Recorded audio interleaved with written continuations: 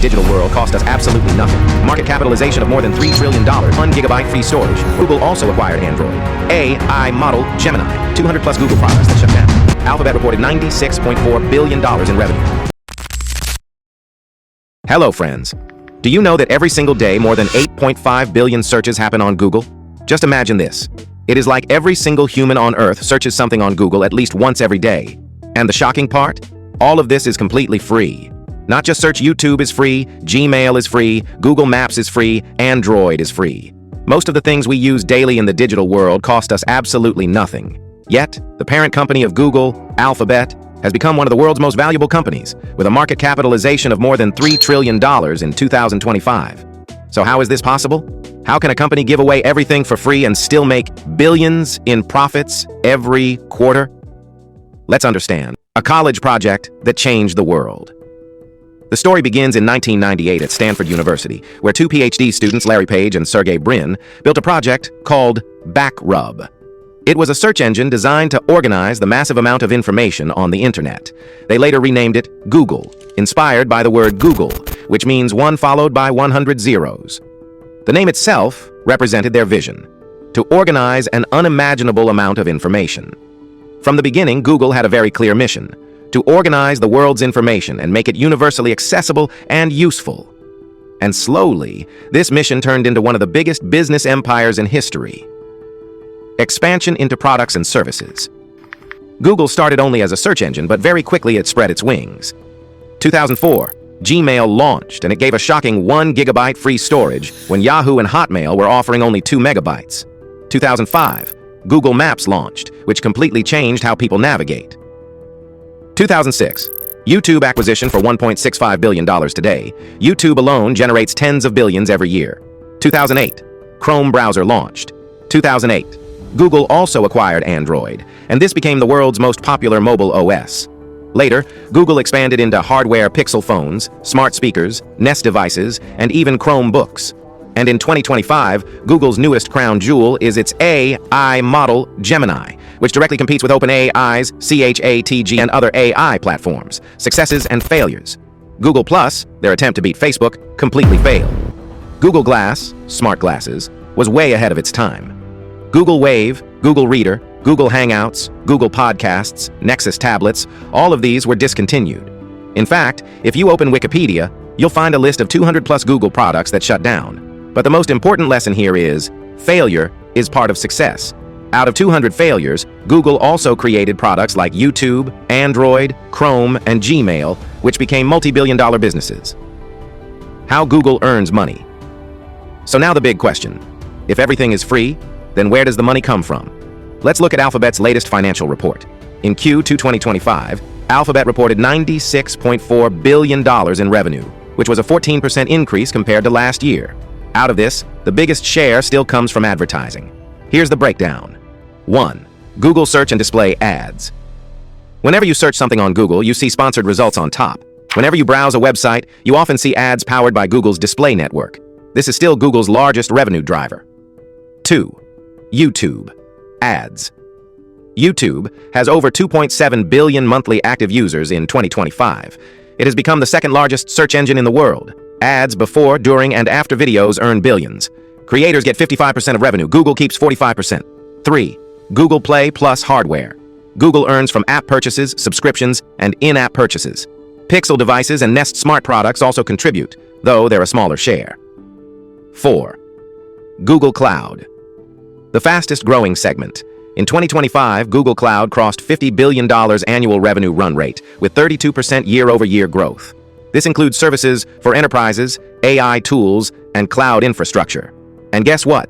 Alphabet's net income in Q2 2025 was $28.2 billion. To put this in perspective, this is more than the annual GDP of some smaller countries. The power of free. Now you may be thinking, why give everything free? Here's the genius. Gmail is free, but if you need extra storage, you buy Google One subscription. Google Drive is free up to 15 gigabytes, but beyond that, it's paid. YouTube is free, but to remove ads, you need YouTube Premium. Android is free for smartphone manufacturers, but Google earns through the Play Store ecosystem. So the free model attracts billions of users, and then Google monetizes either through ads or through premium upgrades. For example, if you search for best running shoes, suddenly you'll see Nike or Adidas ads. If you look up hotels in Dubai, you'll see tourism ads. Advertisers are willing to pay billions for this accuracy. That's why Google Ads is still the backbone of Alphabet's revenue in 2025. So far, we have understood Google's journey, products, and how it makes money. But friends, today in 2025, Google is standing at a crossroads.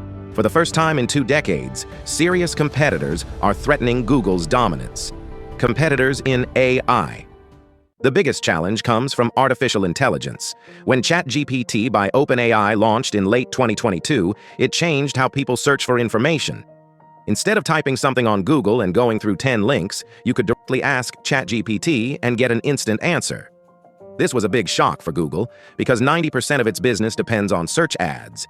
That's why in 2023, Google rushed to launch Bard, their AI chatbot, which later evolved into Gemini in 2024. And in 2025, Gemini is one of the most powerful AI systems, directly competing with ChatGPT, OpenAI, backed by Microsoft, Claude, Anthropic, backed by Amazon, Copilot, Microsoft's integration in Office plus Bing, Meta AI, built into WhatsApp, Instagram, Facebook. Google has an advantage, billions of users already using its products. But the fight is tough, because if people start getting answers directly from AI, they may skip Google search altogether. Competitors in other fields. It is not just AI. Google faces competition in almost every sector. Search engines, Bing, Microsoft, DuckDuckGo, privacy-focused, Baidu, China. Cloud, Amazon AWS, Microsoft Azure are still ahead of Google Cloud in market share. Social media, YouTube faces tough competition from TikTok, Instagram Reels.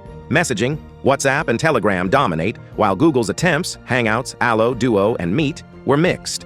Hardware, Apple leads in smartphones and laptops, while Google's Pixel is niche. So the reality is, Google may be everywhere, but it is not number one in everything. Google's key challenges in 2025. 1. AI threat to search revenue. If AI assistants replace traditional search, Google's ad business could shrink. In fact, analysts estimate that by 2030, $200 billion of Google's ad revenue is at risk if people stop clicking ads and instead rely on AI answers. 2. Regulatory pressure. Governments are going after big tech. In 2023, Google faced a landmark antitrust trial in the US over its search monopoly. In Europe, regulators fined Google multiple times for GDPR violations and anti-competitive practices. In 2025, new AI regulations are being discussed that may restrict how much user data Google can collect. 3. Privacy concerns. People are becoming more privacy aware. Apple introduced app tracking transparency, forcing apps to disclose tracking. If similar moves spread, Google's data advantage could weaken. 4. Overdependence on ads. More than 75% of Alphabet's revenue still comes from ads. This is risky, because if ad spending drops during recessions, so does Google's income. 5. Competition in cloud. Google Cloud is growing, but still behind AWS and Azure. This is a market where long-term contracts matter, and Google has to fight harder. What Google is doing. To fight these challenges, Google is investing heavily in AI. Gemini 1.5 Pro and Gemini Ultra models launched in 2025. Google is integrating Gemini into Search, Gmail, Docs, Sheets, and even Android, pushing cloud and AI services, targeting businesses, startups, and governments. Expanding hardware, Pixel 9 and AI-powered Chromebook launched this year. YouTube diversification. YouTube Shorts is directly competing with TikTok and Instagram Reels, and YouTube Music is challenging Spotify. Subscription ecosystem. Google One, YouTube Premium, Workspace subscriptions now generate over $50 billion annually, giving some relief from ad dependency. Lessons for businesses. Now, friends, before we go to the conclusion, let's pause and see what new and existing businesses can learn from Google's strategies. 1. Scale with a free model. Give something for free to attract users. Later, monetize through ads, premium upgrades, or related services. 2. Diversify revenue. Don't depend on one stream. Google has ads, but also YouTube, cloud, subscriptions, and hardware. Businesses should also explore multiple income sources. 3. Embrace failure. Google killed more than 200 projects, but each failure gave learning. Small businesses should not fear experiments. 4. Leverage data and insights. Google's biggest asset is data.